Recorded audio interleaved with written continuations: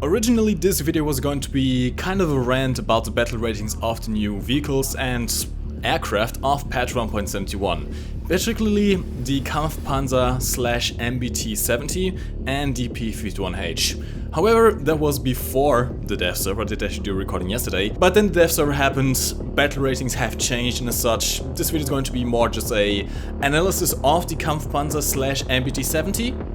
If I could resume them in one word, they're essentially leopards on steroids, and we're going to talk about how I think these tanks are going to be affecting the matchmaker coming in patch 1.71.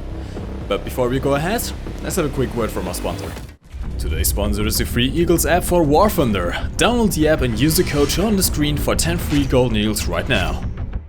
Hello you sexy beasts and welcome back to War Thunder. This is the Kpz-70, but we are talking about both the Kpz-70 and the MBT-70 because they are essentially the same tank with a couple of differences. The Kpz-70 comes equipped with a 152mm auto-loading stabilized gun, and yes, before you type your comment in the comment section down below, it was planned that the German version would have a 120mm smoothbore cannon, but since it was never mounted and the project was abandoned, both tanks are going to get the 152mm launcher, which by the way is an improved and longer barreled version of the same launcher that we have on the M5F1 Sheridan and the M60A2 Starship. Apart from the main cannon, you also have a 7.62mm coaxial MG3 machine gun and a 20mm cannon mounted on the top of the turret, which by the way, this thing is amazing. It has up to 44mm of penetration and can actually be used to destroy enemy tanks' tracks and gun barrels, as well as destroying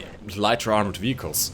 As for the gun handling, it's not half bad. The turret traverse is very fast, the gun can press 10° downwards and 20° upwards, and on the German version you have a stock reload of 7.8 seconds and a top reload of 6 seconds. And this is one of the first differences between the American and the German version. It seems like the tanks have a different auto-loading system, giving the German one a 6-second reload, while the American one seems to have only a 10-second reload. Now the reason I called this tank a leopard on steroids in the intro is because... okay, check this. The tank weighs 51.7 tons. It is pretty damn heavy. However, it has a 1,500 horsepower diesel engine. On the German version, again, one of the differences here is that the American version has a 1,470 horsepower engine, although honestly the 30 horsepower difference will not make much of a difference. The engine is in fact so strong that even despite the weight, this tank still has a 29 horsepower per ton power to weight ratio. Now the top speed is decently reserved at 64 km/h. This however is both forwards and backwards. Much like the RE251 for example, you can go backwards as fast as you can forwards. That being said, you cannot use this thing backwards too reliably simply because the engine deck is elevated and you cannot point your gun down. That said, this tank does have a controllable hydropneumatic suspension, much like the Japanese Type 74 tank, which is extremely good off-road. In fact, and this is a kicker here, right? I did a little race with digital digging on the dev server around the Japanese map, which has a good mix of road and off-road. And what we found is that on straight lines on paved road, the RE251 is still faster than the Kpz-70, since it has a 90 km/h top speed. Off-road, however, the Kpz-70 is faster than the RE251, and as such, this might be the overall fastest tank in the game when it gets released. Now this thing has some interesting armor. It isn't quite composite, but it is spaced armor. You have two armored plates which are spaced out between 127mm of air, if I'm not mistaken. This armor was specifically designed to defeat the APF-SDS round of the T-62 Soviet MBT, and such does give the tank a decent amount of armor. In fact, as you can see from the screenshots, the turret has 320mm of effective protection against kinetic ammo, however only 280mm against cumulative ammo being your HEAT-FS types. The hull is slightly weaker, only having 200mm of effective protection against kinetic ammo, however it is also more angled. That said, I did find on the dev server that the armor either wasn't working correctly, or it simply isn't strong enough to defeat most APF-SS shells in the game. In fact, the T64 has absolutely no problem going through the hull of this thing. Now the ammo types have slightly changed. On the first dev server you had this APF SDS shell as the stock round. However, from what I read on Reddit, on the last dev server this has changed somewhat. So it seems like now you have this M409A1 heat shell as your standard. The shell has 754 meters per second muzzle velocity and 354 millimeters of penetration. It really isn't the greatest shell when you look at the other shells available. And since the T64 has composite armor, and you're probably going to face a lot of M60A1s with ERA as well, this shell might be troublesome to use. It seems like you also get the ATGM as a stock shell, although don't quote me on that, I'm not too sure about that.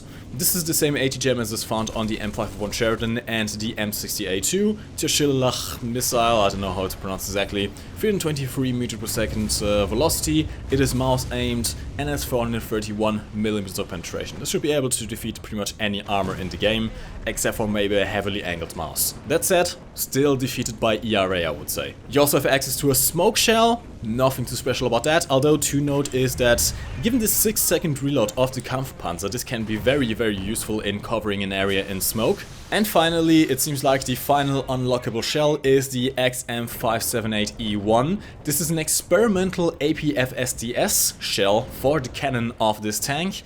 It has 1478 meters per second muzzle velocity, which is not the fastest in the game. I think that title goes to the T64. However, it does have 380 millimeters of penetration, which is very good. Apart from the smoke shells that you can fire out of your gun, you also get access to smoke grenade launchers, which are deployable twice. And of course with the 20mm cannon you can also create a lot of smoke and dust. Now in the background gameplay you've seen how fast this thing is. This was recorded in realistic mode, by the way. I know, this tank is just excellent when it comes to off-road performance. It's honestly more maneuverable than anything I've ever seen. The gun is also stabilized, which is a huge benefit of course, and means that you can more easily react to threats that pop up, which is very useful given your speed. Now if I recall correctly, this thing does have a laser rangefinder, which by the way is a new type of rangefinder found on tier 6 tanks in the new update. This rangefinder can rangefind up to 5 kilometers distance.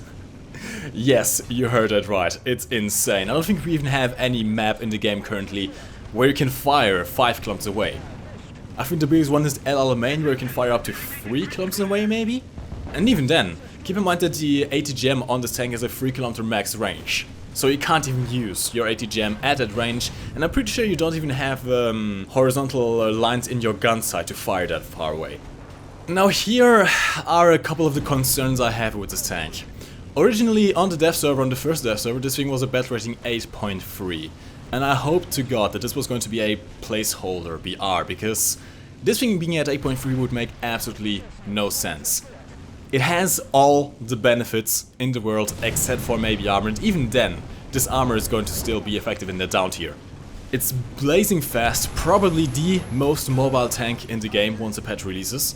Even more mobile than the RE251 off-road. Its gun fires incredibly fast with a 6-second reload. It gets a plethora of very nice ammo, including HGMs. The 20mm cannon is just amazing, and with the hydropneumatic suspension, when you learn the maps and you learn how to use the suspension correctly, you can get into spots that no other tank can, and shoot from spots that no other player expects you to be. Now since then, this battle rating has been elevated to 8.7, which is slightly better, but I'm still afraid this will be problematic. Essentially what we're doing right now in patch 1.71 is power creep the current power creepers. Keep in mind, the mouse for example, classical example of power creep victim, the mouse is at battle rating 7.7. The mouse is going to be facing Kampfpanzers, not Kampfpanzer 70s, but the MBT-70 and T64s. And I don't think that's exactly fair. Now thankfully after the P51H video, where I showed you the stats of that thing compared to the Griffin Spitfire, the battle rating has been increased to 6.7 in all game modes. Thank God, it's not going to be clubbing 4.7s anymore. And also the Corsairs have been down-tiered slightly. Both the F4U4 and the F4U4B have been down-tiered slightly. So at least Air RB seems to be somewhat safe. Your precious K4 at battle rating 5.3 seems to be safe from the hordes of P-51Hs and Spitfire Griffins. That said, tanks I'm not too sure. Now don't get me wrong, this tank can still be killed. The side armor of these MBTs is extremely weak. Heck, you could even kill him with the T1 tank from the side, most likely. But from the front, given tanks like the T-64, which have very, very good armor, tanks like the Chief Mark X, which have almost impenetrable steel brew armor on the turret, and of course the MBT-70 and Kpz-70 with their amazing mobility and very strong guns, I can see that anything above 7.7 is going to have huge issues facing these tanks.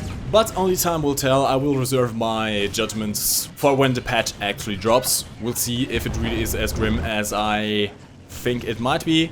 Although thankfully, as the battle ratings have increased, it's less of a worry for me right now. Anyways, let's stay tuned for patch 1.71. It seems to be releasing on the 21st, so next Thursday. They did have a little dev server yesterday, and I did stream it for about 40 minutes, but then it got taken down due to technical issues.